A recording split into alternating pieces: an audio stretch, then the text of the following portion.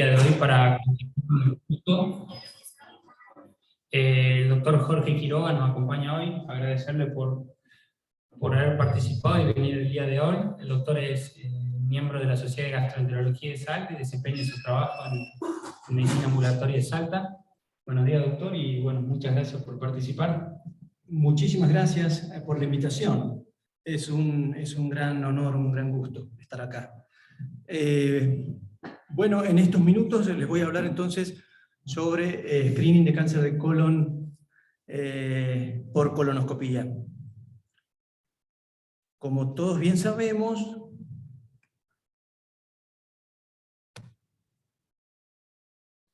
no me está pasando.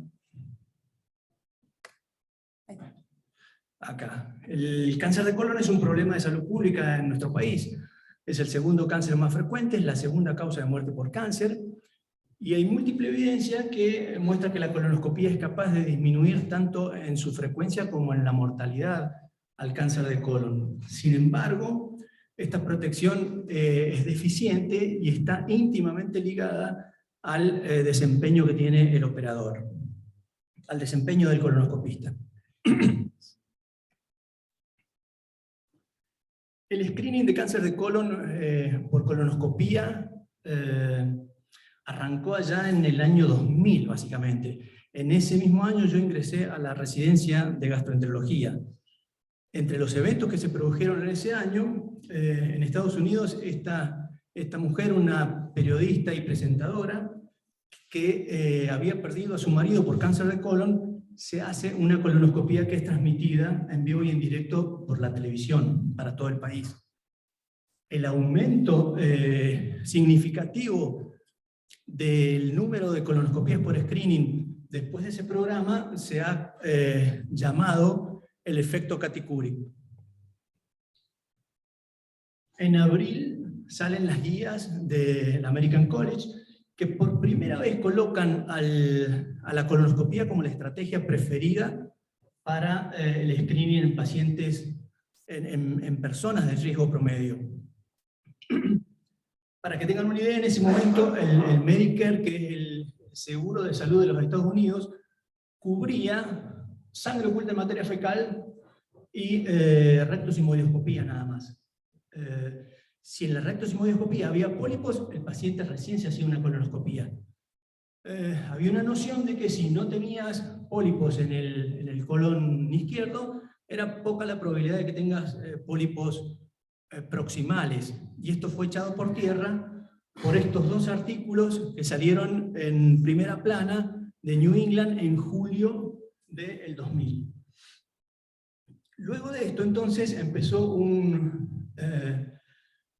mensaje, empezó un lobby diciendo que si se hacía screening con rectosimodioscopía, era más o menos lo mismo que ofrecerle a una mujer que decida qué mama estudiarse con mamografía.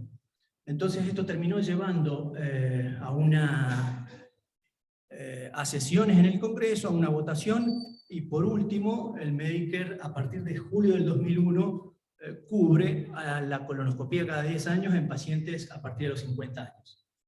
Desde ese momento, entonces, en Estados Unidos hubo una expansión impresionante de la demanda por colonoscopía, y esto también se empezaría a copiar en otros países como el nuestro, donde el cáncer de colon es tan frecuente.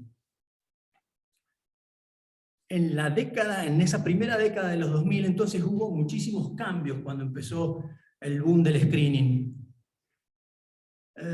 Hemos cambiado desde aquella época la manera en cómo preparamos el intestino, la forma en cómo examinamos el colon, las lesiones que buscamos, la manera de extirpar las lesiones. Es decir, ha habido un sinnúmero de cambios desde aquel momento. Si yo lo comparo con cómo hacían colonoscopías mis mentores, mis maestros.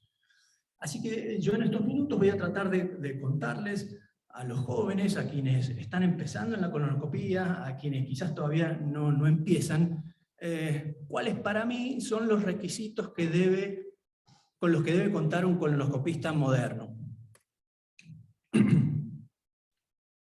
El primero de ellos sería ser expertos en preparación del intestino. Nada bueno ocurre con un intestino mal preparado. Todo lo que viene con un intestino mal preparado son cosas negativas. Aumenta la duración de los procedimientos, perdemos lesiones, las colonoscopías no se pueden terminar, aumentan los costos por la necesidad de repetir estudios, aumentan los riesgos, aumentan es malo nuestro ambiente de trabajo también, es una cosa de calidad de trabajo. Yo cuando terminé la residencia de gastro hago un fellow de endoscopía y me pasaba el día en la sala de endoscopía. Largábamos a las 8 de la mañana, parábamos un poquito a almorzar y después venía uno de mis jefes y largaba de nuevo a las 2 de la tarde. Y yo recuerdo que en las mañanas muchísimos pacientes tenían este tipo de preparación. Nos juraban que habían tomado absolutamente todo, como les habíamos dicho, pero sin embargo el colon derecho no estaba bien limpio. Y cuando venía mi jefe a partir de las 2 de la tarde, las preparaciones eran espectaculares. Bueno, el mayor avance que hizo la ciencia en cuanto a preparación intestinal en esos años sería descubrir que mientras más horas pasan desde que el paciente acaba de tomar el laxante hasta el momento del procedimiento, más probabilidades de que un intestino que estaba limpio vuelva a ensuciarse. Ingresan secreciones del intestino delgado, bilis, quimo, moco, y el colon derecho es el principal complicado. Entonces, en los años siguientes saldrían un montón de trabajos prospectivos que mostrarían que la dosis dividida, es decir, aquella en la cual una mitad o 2/3 de la preparación se hacen por la noche y la otra mitad o 1/3 de la preparación se hacen 3 a 5 horas antes del procedimiento, mostraron, digamos, un 30-40% de mejores scores de limpieza, mucho mejor limpieza del colon derecho. Los pacientes toleran mejor la preparación, además porque descansan en la noche. Como empiezan más tarde, esto trastorna además, trastorna menos sus actividades cotidianas. Entonces, hoy en día la preparación dividida es un estándar de cuidado. Es decir, si en estos momentos programamos colonoscopías por la mañana y les hacemos tomar a los pacientes toda la preparación por la noche, estamos haciendo las cosas mal. No vamos a lograr los estándares de calidad que nos están pidiendo las guías. Yo particularmente preparo con polietilenglicol, con el bidón de 4 litros, pero que el paciente le ponga 3 litros de agua nada más. Y le doy a tomar 2 litros a partir de la noche, 20-21 horas, y 1 litro a las 6 de la mañana. Y empiezo mi primera colonoscopía a las 9:30 de la mañana. Aquel paciente que quiere colonoscopía un poco más temprano, tiene que saber que vamos a tener que correr el horario más temprano. Algunos lo aceptan sin ningún problema. Nosotros no tenemos un servicio de altísimo volumen, así que creo que cada servicio encuentra la manera en cómo maximizar las preparaciones.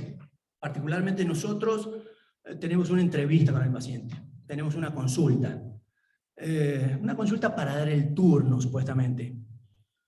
Pero en esa consulta lo que yo hago básicamente es alentar al paciente a que tenga una buena preparación. Cuando al paciente le explicas claramente que la primera razón por la que una colonoscopía se suspende o debe repetirse es por mala preparación, que va a perder su tiempo, va a perder su dinero, que no le vamos a hacer un examen de buena calidad, le aclaras que la preparación claramente no es una situación agradable, pero que es posible hacerla, que con un esfuerzo se puede, y los réditos son grandes, el paciente se motiva. Y la calidad de nuestras preparaciones anda muy a tono con lo que nos están pidiendo las guías. Las imágenes que les voy a mostrar y los videos, todos son de pacientes míos y ya van a ver que la preparación en general es muy buena.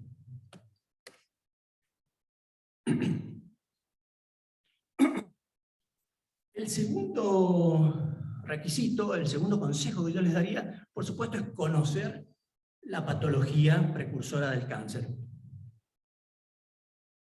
A fines del 2002, un grupo de expertos mundiales se encuentran en la ciudad de París y termina saliendo un consenso de esa reunión que se llama la Clasificación de París, que sería publicada el año siguiente. La Clasificación de París no es ni más ni menos que la viejísima clasificación que utilizaban los japoneses. Los japoneses eran capaces de detectar lesiones planas desde que tenían fibra óptica. Nosotros en Occidente solo encontrábamos lesiones polipoideas. La Clasificación de París divide a los precursores del cáncer en dos tipos.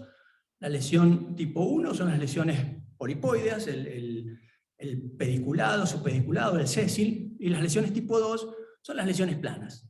El discretamente elevado, el totalmente plano y el discretamente deprimido.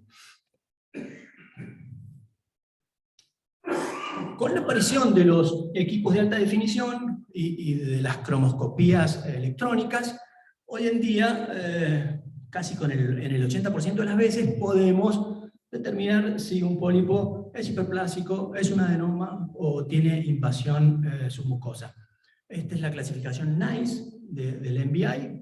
Yo no tengo NBI, no tengo Olympus, pero con todos los equipos esto se puede hacer. Y básicamente los dos precursores del cáncer de colon son los adenomas y los pólipos serratos. Entre los adenomas, el adenoma pediculado es una lesión típica del colon izquierdo, no alcanza a más del 5% en su frecuencia. El adenoma sésil es una lesión común que está distribuida a lo largo de todo el colon. También es muy común el adenoma plano, el 2A, más común en el colon derecho. El adenoma, por definición, es una lesión con displasia. La mayoría de las veces tienen displasia de bajo grado y solo en las lesiones con mayor tamaño empieza a aparecer la displasia de alto grado. Salvo el adenoma deprimido, el 12, que es una lesión rara y que con tamaños pequeños puede tener displasia de alto grado o invasión.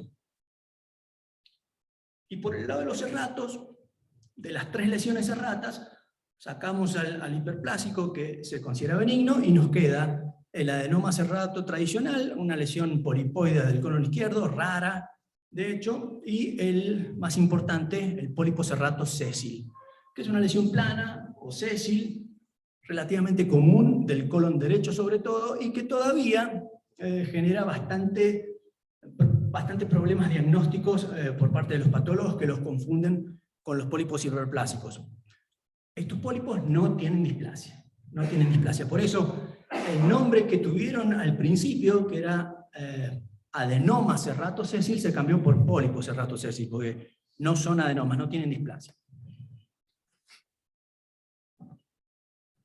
En el hospital donde yo hice la residencia había una biblioteca extraordinaria, que llegaban todas las mejores revistas de cada especialidad, y bueno, la lección era fotocopiar a las revisiones y a las guías para empezar. Y yo recuerdo que la primera vez que escuché hablar de la vía serrata del cáncer de colon fue en este artículo de Gastroenterology del 2002, firmado por Jeremy Jazz, un patólogo inglés, que el tipo tenía entre ceja y ceja a los hiperplásicos desde muy joven. De hecho, escribió esta hipótesis en el 83 en Lancet, donde decía que no había que considerar a los pólipos hiperplásicos inocentes y benignos, que tenían que ver en la génesis del cáncer. Por supuesto que esta teoría fue ignorada por completo. Siempre se pensó que el pólipo hiperplásico era benigno y que el adenoma era el precursor del cáncer. Más aún, cuando Vogelstein termina poniéndole, digamos, encuentra y describe la vía molecular del cáncer de colon, con la mutación del gen APC para dar la aparición del adenoma, posteriormente el crecimiento con la mutación del KRAS y otros oncogenes, y por último el P53 para la invasión. Siempre en esto de encontrar las vías moleculares del cáncer de colon, ayudaron muchos los cánceres hereditarios o las poliposis. De hecho, a la segunda vía que se le saca la ficha es al síndrome de Lynch. Se encuentra que estos pacientes tienen una falla en los genes reparadores del ADN que hace que se junten un montón de mutaciones en unas zonas repetitivas del ADN que se llaman microsatélites. De ahí que quedó el nombre de tumores con inestabilidad microsatélite. Pero el villano seguía siendo el mismo, era el adenoma, con la única diferencia de que la progresión a cáncer era bastante más acelerada.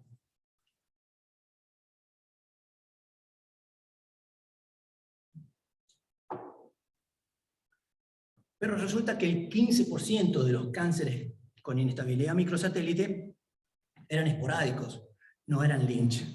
Eran pacientes añosos, no tenían antecedentes familiares, y es ahí donde Jeremy Jazz estaba seguro de que estaban metidos los pólipos hiperplásicos, porque además estos cánceres no tenían las mutaciones que tienen los adenomas. Tenían mutación del BRAF y tenían amplia metilación del ADN.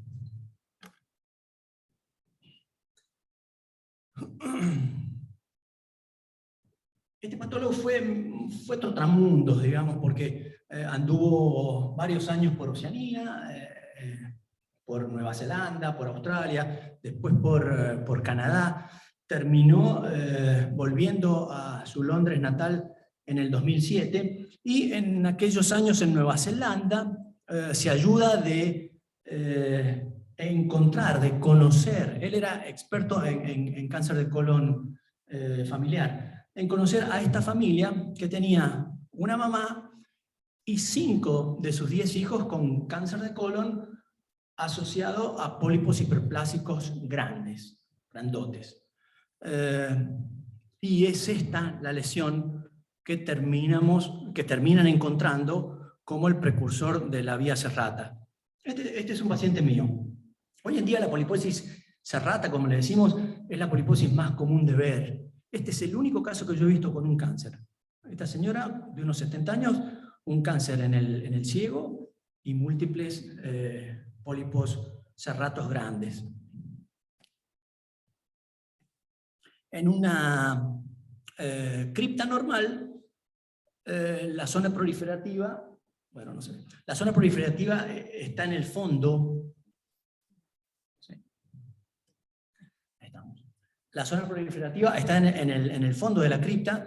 Ahí están las células madres que van dando células hijas, que van tapizando la cripta hasta llegar a la superficie del epitelio, y después de unos días esas células son expulsadas por una apoptosis o muerte celular programada. Lo primero que ocurre cuando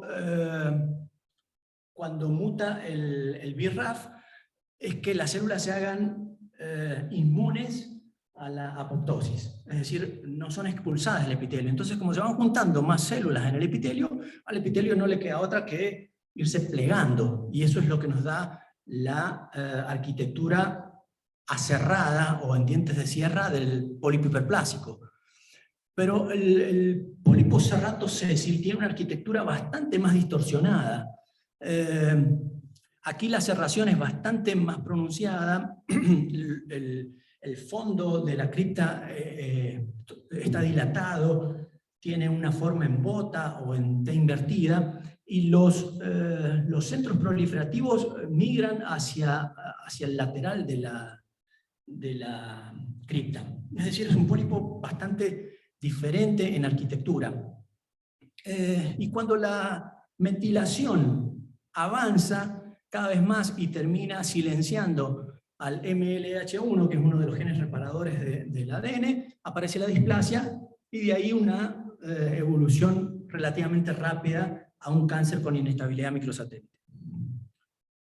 En aquellos años yo me hice muy fanático, enfermo, fanático del trabajo de este hombre. Todo lo que salía yo trataba de leerlo. Jeremy Jazz vuelve a Londres y termina falleciendo de un tumor cerebral a solo 57 años, a fines del 2008. Este peladito con cara de bueno. A pesar de que ya hayan pasado 15 años de la muerte de Jeremy Jazz, los médicos, tanto patólogos como gastroenterólogos, o hay patólogos y gastroenterólogos que todavía no saben diagnosticar los pólipos serratos.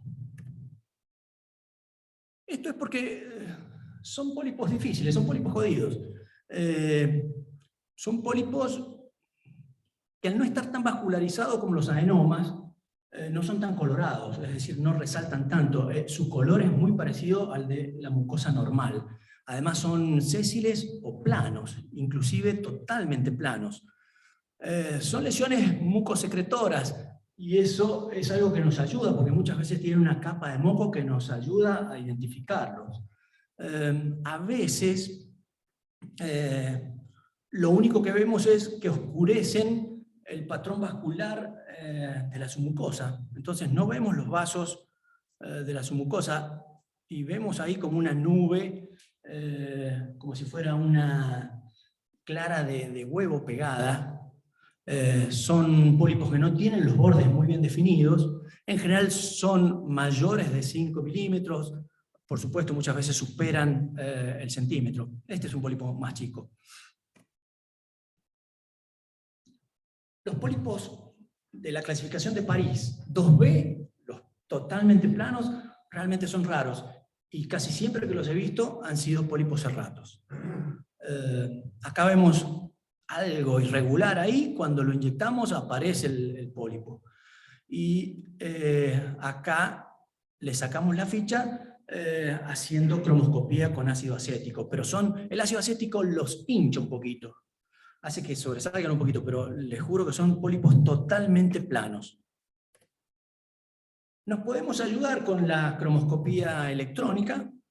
A mí me gusta más la cromoscopía óptica con ácido acético. Aquí tenemos una lesión muy, pero muy sutil. El ácido acético la hace aparecer con toda la furia. A veces al ácido acético hay que esperarlo hasta 1 minuto para que logre su mayor realce.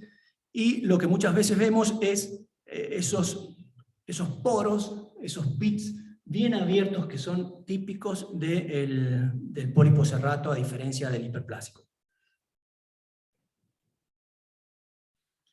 En la bibliografía vieja se hablaba de pólipos mixtos, pólipo que tenía una parte adenomatosa y una parte hiperplásica. Algunos autores hasta decían pólipos que habían tenido, era una colisión de pólipos. Hoy en día sabemos que son pólipos serratos que se están haciendo malignos, que se están haciendo cánceres, y acá vemos un sector que se parece más al adenoma y es la displasia que aparece en esos pólipos. Le vamos a poner números a la vía serrata. Si en el año 2020 han muerto por cáncer de colon 7.225 personas, y separamos a las 70 que tienen tumores derivados de los adenomas y 30 de la vía serrata, nos damos cuenta de que los cánceres serratos superan a los cánceres de hígado y superan a los cánceres de esófago. Y no están muy lejos del número de muertes por cánceres gástricos. Es decir que mientras no sepamos diagnosticar los pólipos serratos, bueno, vamos a seguir teniendo el problema ya conocido. No sabemos prevenir también el cáncer de colon derecho.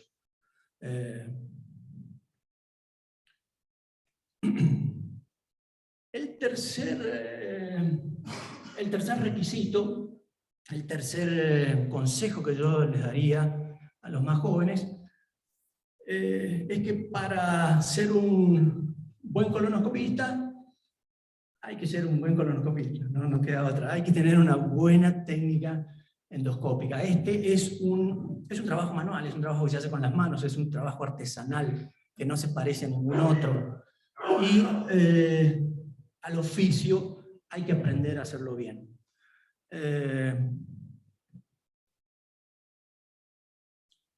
Este es un trabajo de gente que se hizo una colonoscopía virtual, es decir, una colonoscopía por tomografía para screening.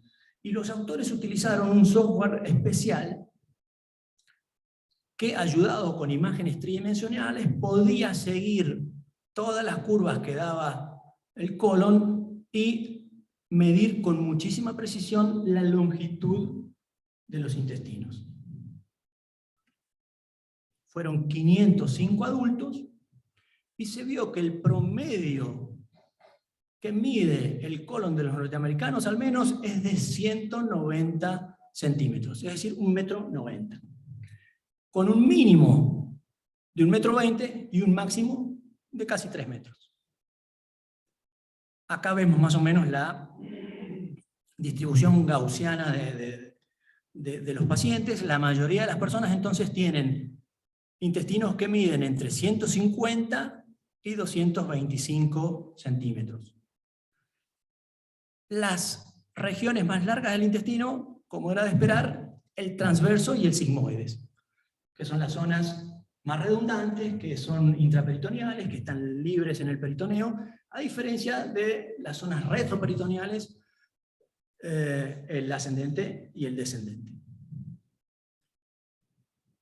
Entonces, si vos le querés contar a un ingeniero de la NASA, que vas a examinar con un tubo largo y flexible otro tubo más largo y flexible, te va a decir que estás medio loco, que eso no va a resultar. Y básicamente te va a pensar que se van a formar loops, se van a formar rulos, se van a formar bucles, que es lo que en definitiva pasa en una colonoscopia.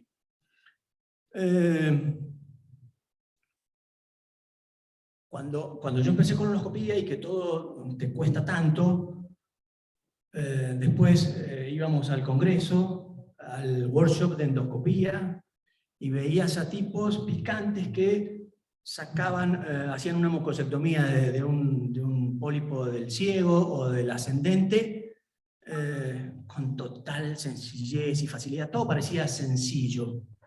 Y ahí empecé a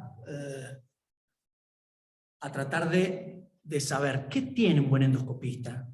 Y lo que te dabas cuenta en el trabajo de esa gente es que un buen endoscopista es aquel que mantiene la punta del endoscopio estable, que no se le mueve. La punta del endoscopio hace lo que él quiere. La punta del endoscopio responde a movimientos sutiles, a movimientos finitos, a movimientos chicos que su mano izquierda, su mano derecha hace sobre la caña o su mano izquierda hace sobre las riendas. Y eso no es ni más ni menos que tener el endoscopio corto. Este colonoscopio, la punta de este colonoscopio no responde a ningún mando. Las riendas están hechas de una piedra. Si yo empujo o hago algún movimiento, no se traduce a la punta del endoscopio, se traduce al loop. Las fuerzas se ponen aquí. De hecho, introducimos endoscopio y la punta en el monitor ni se mueve. Es más, a veces hasta retrocede. Yo he conocido colonoscopistas que han hecho colonoscopías toda la vida y ponían estos informes. Se avanza el colonoscopio, se avanza el endoscopio hasta 160 centímetros, se alcanza el ángulo hepático, no se puede avanzar más. Se llega hasta transverso, por movimiento paradójico no se avanza más. Bueno, esos son los colonoscopistas, les diríamos en el norte los pechadores.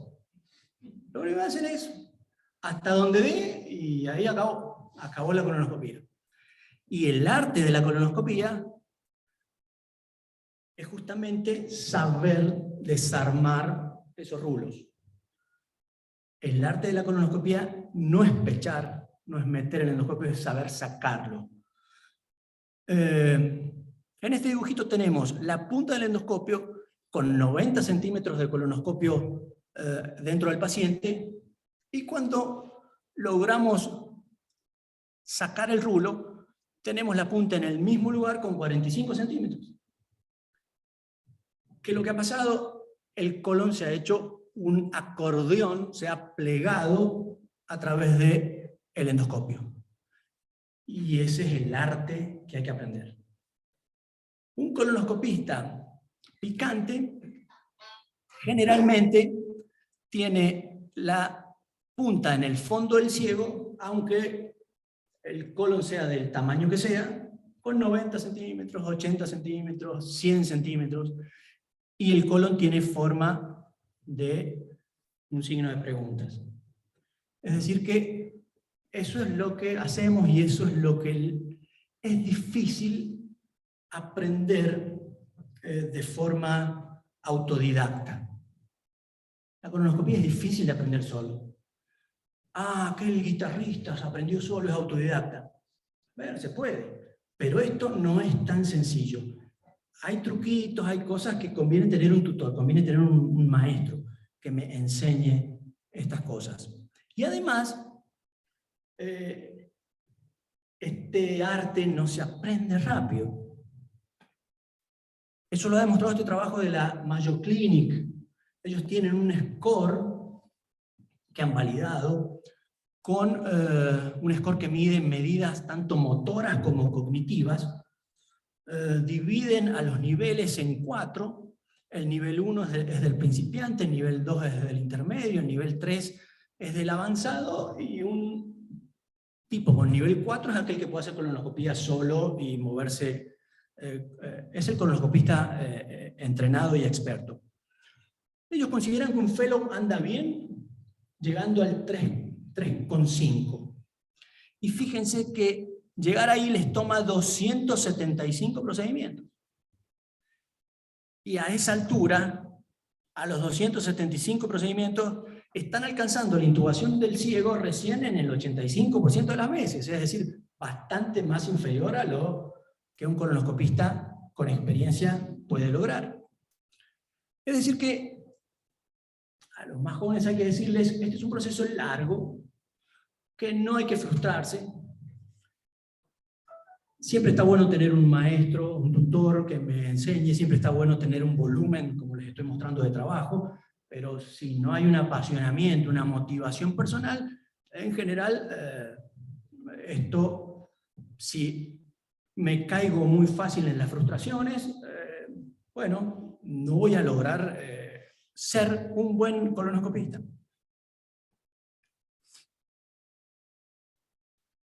Hay una charla de calidad, pero con algunas cosas nos vamos a meter. Intubar el ciego es pasar la punta del ciego más allá de la válvula ileocecal. Y un colonoscopista experto lo hace casi en el 100% de los casos, sobrado más del 95%. El talón de Aquiles de la colonoscopía es sin duda el colon derecho. Ahí tenemos los mayores problemas con las preparaciones no tan buenas, tenemos a los pólipos más difíciles, a los planos, a los serratos. Ahí es donde la técnica endoscópica, si no es buena y depurada, nos juega la mala pasada, y por eso es que muchos estudios han demostrado que no somos capaces de prevenir el cáncer de colon derecho de la misma manera que el cáncer de colon izquierdo. Por lo tanto, hoy en día se aconseja que al colon derecho lo revisemos 2 veces. Eso se puede hacer 2 veces mirando de frente, o una vez de frente y otra en retroflexión. Ahí estamos en el fondo del ciego. El método de explorar, de buscar pólipos, demanda tiempo. No es salir despacito hay que buscar, rebuscar, meterse en cada rinconcito, aspirar, lavar, aquí, allá, avanzar, retroceder. Es decir, eso demanda tiempo. No es que salgo despacito y los pólipos van a empezar a aparecer solitos. No, tengo que buscarlos. La retroflexión nos da una visión diferente de la parte proximal de los pliegues del colon derecho, que a veces son bastante altos, pero no es necesario de todas maneras. Si no se puede hacer, no pasa nada. Al colon derecho se lo revisa 2 veces de frente. Se llega hasta el ciego, voy despacito mirando todo hasta el ángulo hepático y me vuelvo a meter hasta el fondo del ciego y lo hago otra vez. Estos videos no están editados, así que los vamos a pasar.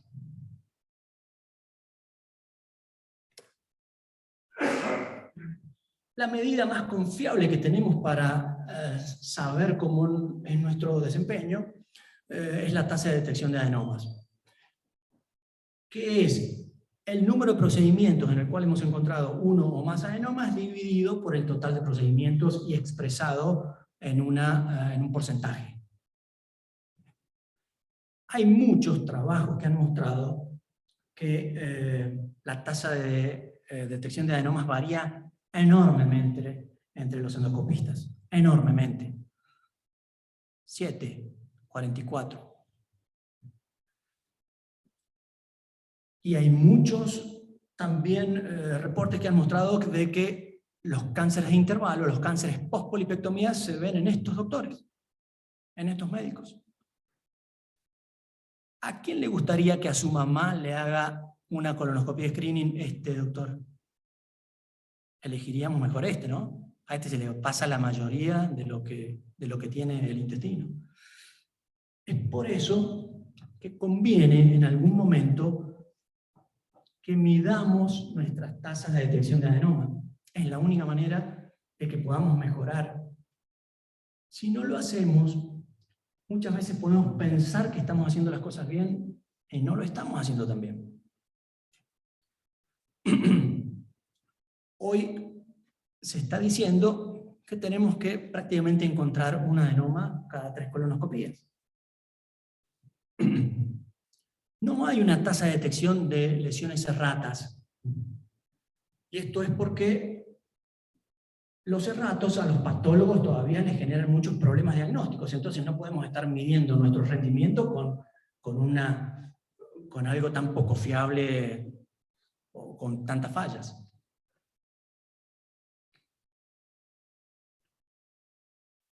Las sociedades científicas, muchísimos años, se preocuparon mucho porque los colonoscopistas mejoráramos nuestra tasa de detección de lesiones. Y se olvidaron un poco de cómo los sacamos a los pólipos. Y aquí también ha habido grandes sorpresas. También tenemos muchos problemas, mucha variabilidad. Y esto también genera cánceres post-polipectomía. Si no lo quitamos bien, estamos dejando pólipo. Este es un trabajo en el cual 13 colonoscopistas, cada una de estas barras, consintió ser grabado por video. Los videos de sus polipectomías, de pólipos relativamente pequeños, y sus videos fueron evaluados por 2 expertos. La nota de aprobado era el 70% de las polipectomías hechas con competencia. Y 6 de esos médicos no aprobaron. Y lo que fue además asombroso es que esto no correlacionó con su tasa de detección de adenomas. Veamos a este médico. Tiene una tasa de detección de adenomas muy buena, es muy bueno para encontrar pólipos, pero no es bueno para quitarlos, no es bueno para sacarlos. La polipectomía siempre fue un problema porque era un procedimiento que no estaba estandarizado.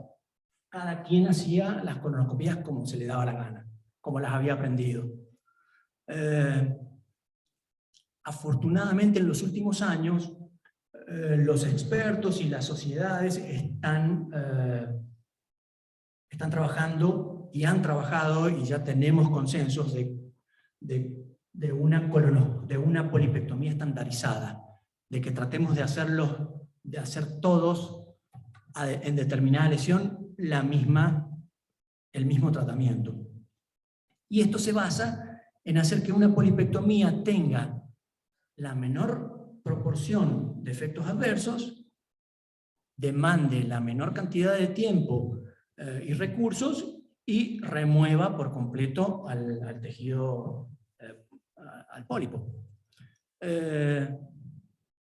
Y es por eso de que en todos los consensos, en el americano, en el europeo, en el japonés, se ha elegido para extirpar a todas las lesiones de 9 milímetros para abajo con asa fría.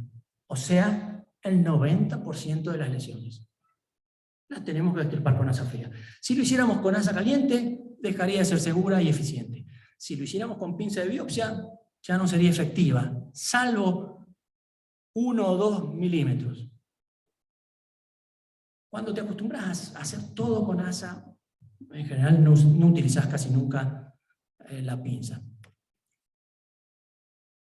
Este es un pólipo de 2 milímetros. ¿Cómo lo sé? Acá tengo el catéter. El catéter mide 2,4. Siempre hay que tratar de medir bien a la lesión.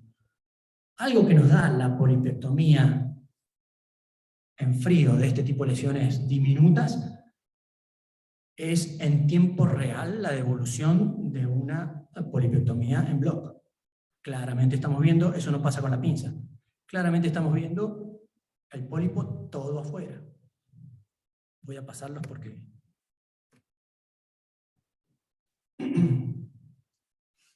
Vamos a anclar el asa distal al pólipo, vamos a enlazarlo con un buen rodete de mucosa normal, vamos a empezar a apretar, no hay que hacer nada violento, nada agresivo. La mucosa normal se empieza a poner completamente pálida, bien blanca, el pólipo colorado, y terminamos con una cosita parecida al planeta Saturno.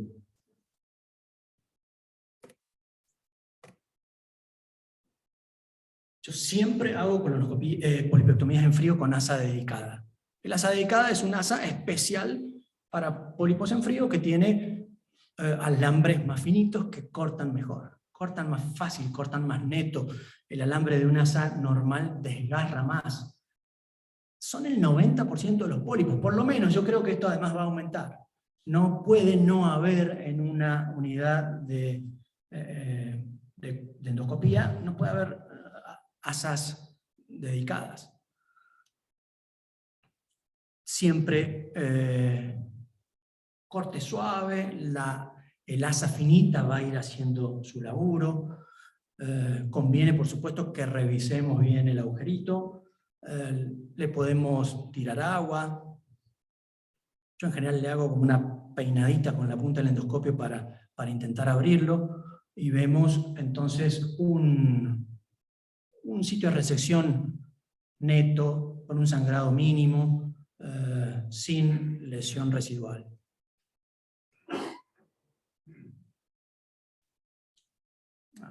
Este es un cerrato, acá lo vemos con su capita de moco, que muchas veces nos alerta a encontrarlo, es una lesión del ángulo hepático. Si están en una posición medio inestable, que se puedan deslizar para atrás sobre todo, no le quiten todo el moco, porque después les juro que yo he perdido pólipos así, porque no los puedo encontrar después. Si están estables, no hay ningún problema. Siempre trabajando cerca. Cuando en la polipectomía de asa fría trabajamos lejos con mucho catéter metido, se nos desliza y lo sacamos mal. No lo sacamos bien completo, con un anillo de mucosa normal. Vemos bien de cerrar cuando tenemos toda la lesión abarcada por el asa. Nuestro ayudante empieza a cerrar despacito, ningún movimiento brusco.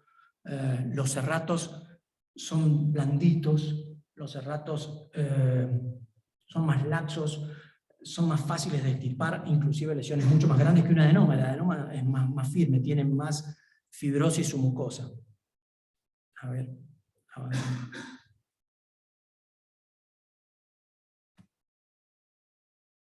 Bueno, ahí después se iba a ver el agujerito. Esta es una lesión que me hubiera gustado, es un cerrato, me hubiera gustado tenerlo antes de darle, de ponerle ácido acético. La lesión completamente plana. Si intentan sacarlo con pinza, van a dejar lesión. El asa dedicada se adapta muy bien a la pared, no es dura. Entonces no es algo tosco, se adapta muy bien, tenemos que estar bien pegados contra la pared.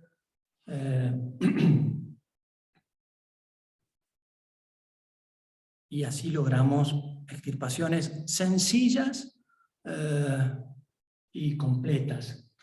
Entonces, cuando empiezan a hacer colonoscopía, hay que hacer mucha polipectomía en frío, porque es segura. Nuestro tutor, nuestro profe va a estar tranquilo porque vamos a estar haciendo algo que es en general inofensivo para los pacientes. Los médicos tendemos a sobredimensionar a los pólipos a veces de tamaño, y cuando sobredimensionas a una lesión, puedes hacer un tratamiento mayor del que correspondía.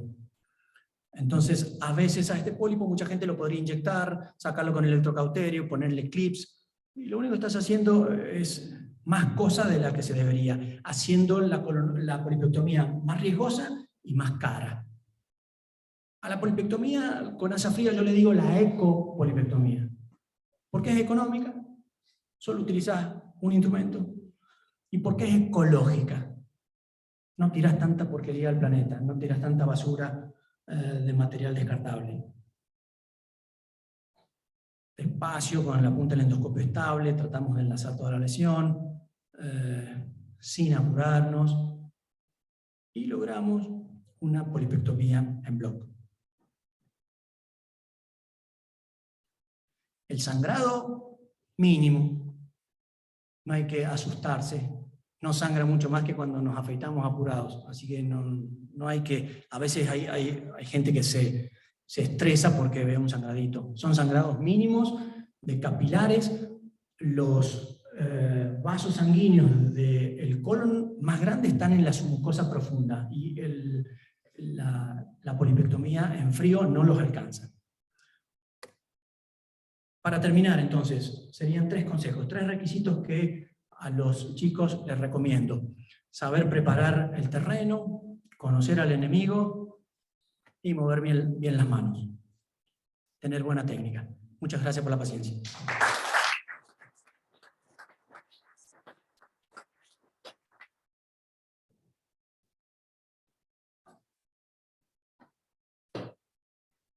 Bueno, muchas gracias, doctor. Una excelente disertación. No sé si hay preguntas para hacer en el auditorio o en la plataforma Zoom.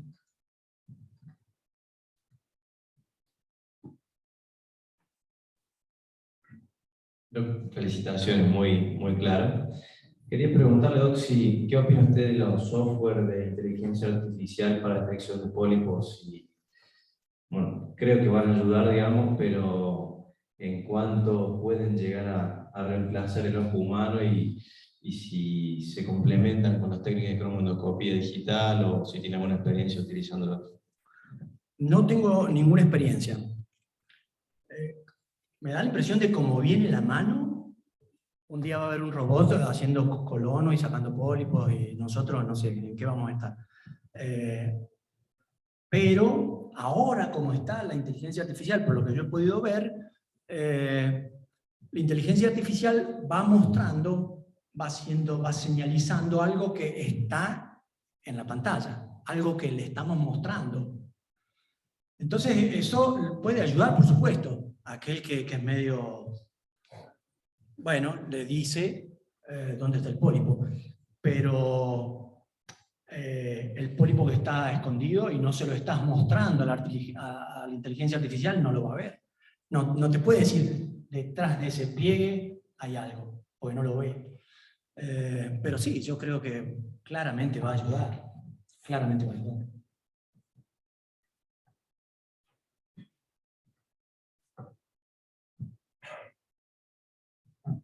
Jorge, muchísimas gracias, realmente buena la charla. Mi pregunta es la siguiente: en tu opinión, los marcadores que utilizarías para el screening, ¿es solo la colonoscopía? ¿Qué importancia le das a la sangre oculta en heces y a los marcadores carcinoembryonarios? Te pregunto esto porque es lo que podemos tener hoy día, todo lo artificial, todo lo que viene del futuro. Sí, yo creo que, si bien hablamos a corto plazo, pero yo creo que me gustaría ver lo que hoy tenemos, lo que hoy podemos, sobre todo porque esta pregunta viene a una consulta que me han hecho anoche. Yo no me parecía lo de la sangre oculta en ese sobre todo, pero quería tu opinión. Nosotros vivimos en un país pobre, que tiene, no una medicina, que tiene muchas medicinas. Si fuera un país como Europa, país con la medicina casi la misma para todos, y los médicos y las autoridades tendrían que hacer una elección, está claro de que no nos daría el presupuesto, como somos pobres, para hacer colonoscopía a todos. Tendríamos que hacer screening de cáncer de colon a todo el mundo con sangre oculta, y aquello que dé positivo, hacerle colonoscopía. Eso sería lo racional. Pero bueno, yo atiendo en la parte privada, y en la parte privada se aconseja a la gente hacer colonoscopía. Es algo parecido a Estados Unidos, digamos. Uno es el que no hay una normativa nacional, sino esto surge del médico.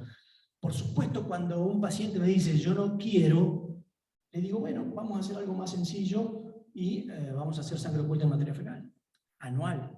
No hay por qué decirle al paciente no. Está muy bien hacer algo. El paciente de todas maneras tiene que entender que la sangre oculta en materia fecal es un método de detección temprana.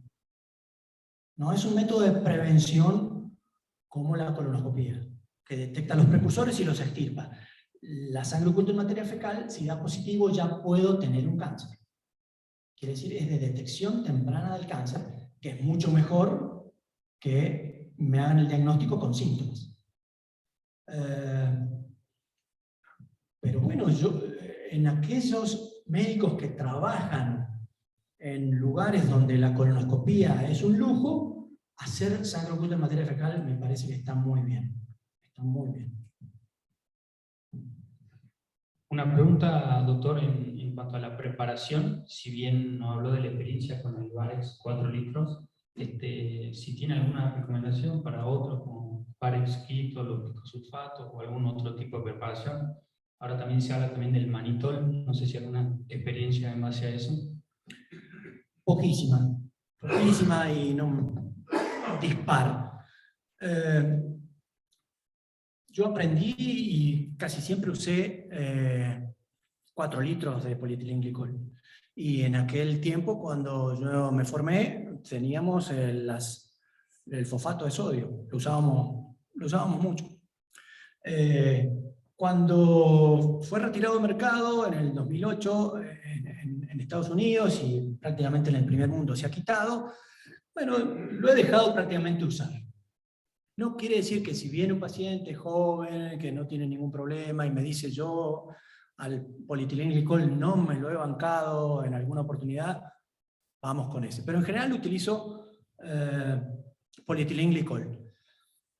Y en algún momento leí que los japoneses le ponen 2 litros al bidón de 4. Bueno, dije, por ahí 2 litros es bastante concentrado, yo no sé si va a generar algún disturbio electrolítico.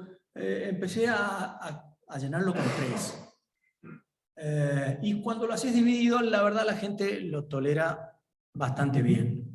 Lo tolera bastante bien. 2 litros en la noche, 1 litro el último a las 6 de la mañana.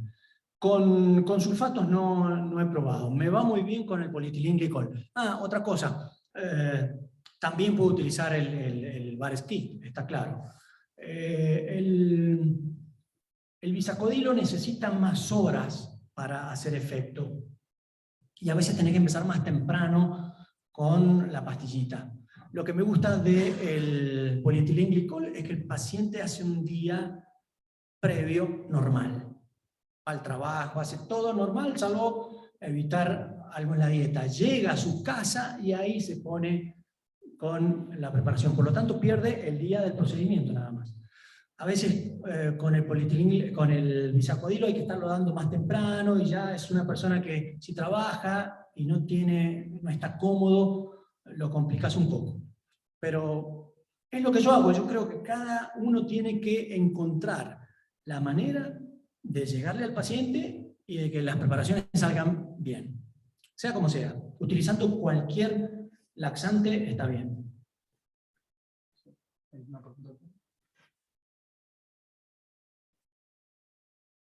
Bien, el doctor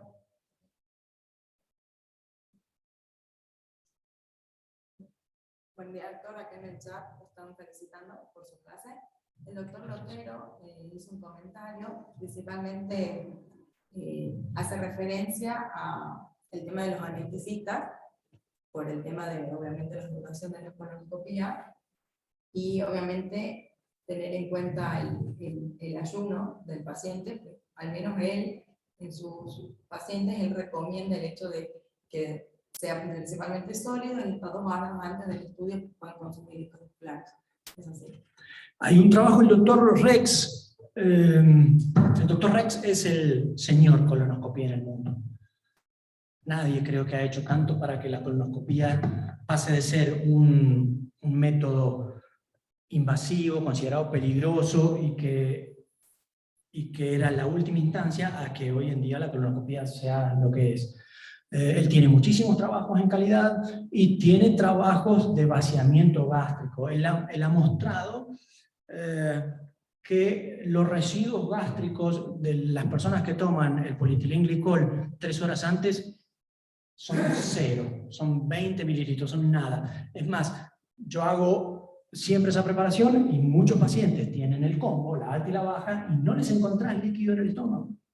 No les encontrás líquido en el estómago. O sea que está muy bien lo que dice Lotero, 2 horas o 3 horas, si lo toma 3 horas antes al laxante, no va a tener residuos en el estómago y no va a haber riesgos de aspiración.